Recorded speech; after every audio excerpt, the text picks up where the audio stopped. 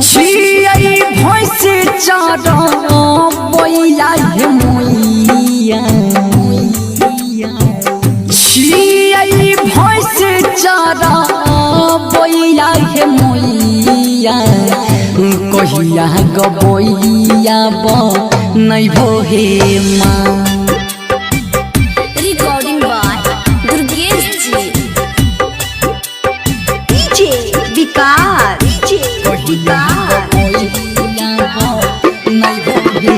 मटियार कला सीतामढ़ी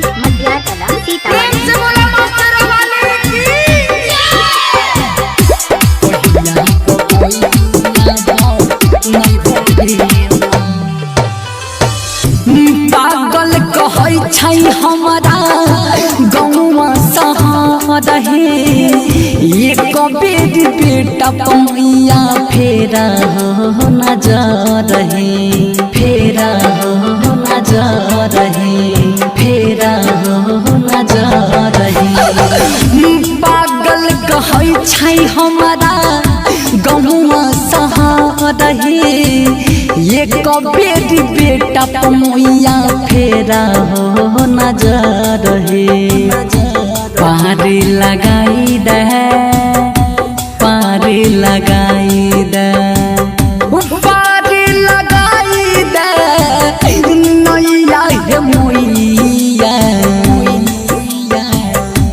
पार लगाई दे नैया हे मोइया कहिया गबोइया नहीं भो हे माँ। कहिया गबोइया नहीं भो हे माँ। छियै भैंस चारा बोइया हे मोइया कहिया गबोइया नहीं भो हे माँ। कहिया गबोइया नहीं भो हे माँ। संगम रिकॉर्डिंग स्टूडियो चकरमनिया डीजे विकास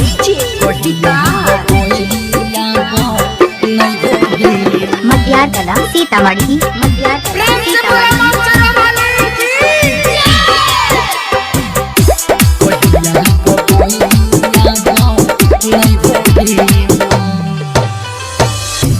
तोरा शरण में दुर्गे सर्वन रहाई छा संग में सगत सुमन माहे बिनती कराई छा बिनती कराई छा बिनती कराई छा तोरा शरण में रणधीर संगम रहाई छा संग में सगत सुमन माहे बिनती कराई छा कहिया हे आई ताई कहिया हे आई ताई कहिया हे आई ताई हमारो समैया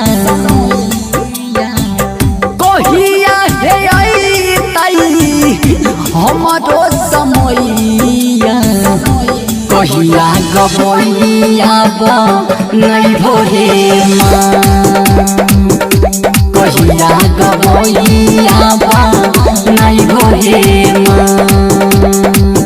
छियै भैंस चारा बोइया हे मोइया कहिया गबोइया नहीं भो हे माँ। कहिया गबोइया नहीं भो हे माँ। संगम रिकॉर्डिंग स्टूडियो चकरमनिया।